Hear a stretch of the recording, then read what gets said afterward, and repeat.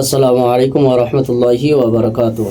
সম্মানিত সুধী, যে রোগীটা আমার সামনে দেখছেন, অবশ্যই আপনারা ভিডিওটা শেষ পর্যন্ত দেখতে থাকবেন, কিছু মূল্যবান কথা আপনারা জানতে পারবেন। যে রোগীটা আমার সামনে দেখছেন, আজ 5 মাস আগে 5 মাস আগে চেন্নাইয়ে কাজ করতে গিয়ে ওকে জিন্নাতে পাই। আলহামদুলিল্লাহ আমার চেম্বারে এসেছিল। ছাড়ানোর দৃশ্যটা আমি ভিডিও করতে পারিনি, পাশে গান বাজছে বলে সাউন্ডটা ধরে নেবে, সেই জন্য আমি ভিডিওটা করতে পারিনি। ছাড়ানোর পরে ওকে আমি ভিডিও করলাম। তো চেন্নাইও কীভাবে কাজ করতে গিয়েছিল, কতদিন আগে কাজ করতে গিয়েছিল? 5 মাস আগে। তখন থেকে ওকে জিন্নাতে পাই। তারপর থেকে ওর অসুবিধা শুরু হয়। চেন্নাইয়ের জিন ওকে পেয়েছিল।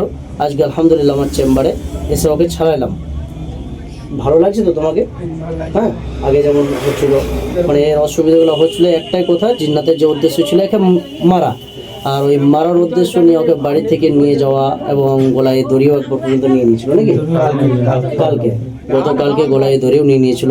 তো যাক, আল্লাহ হায়াত দিয়েছে, আমার কাছে এসছে, আলহামদুলিল্লাহ ও সুস্থ হয়েছে।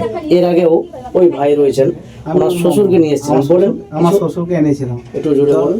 আমার শ্বশুরকে এনেছিলাম জিয়ের কাছে। তো আমার জিয়ের কাছ থেকে আমার শ্বশুর এখন খুব ভালো আছে।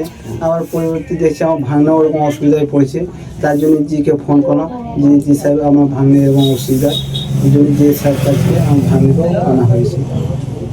এখানে পয়সা পাতি আপনাদের কাছে কারোর কাছে কিছু চাওয়া হয় না? পয়সা পাতি চিকিৎসা আপনাদেরকে কেমন লাগে? আমার চিকিৎসা খুব ভালো লাগে, আলহামদুলিল্লাহ। হ্যাঁ, আপনারাও নির্দ্বিধায় আল্লাহ তাবারক তাআলার প্রতি ভরসা রেখে আপনারা আসবেন। কোরআন সুন্নাহর আলোকে অবশ্যই আপনাদের সামনে চিকিৎসা দেওয়া হবে ইনশাআল্লাহ। অবশ্যই আপনারা সুস্থ হবেন। আসসালামু আলাইকুম ওয়া রাহমাতুল্লাহি ওয়া বারাকাতুহু।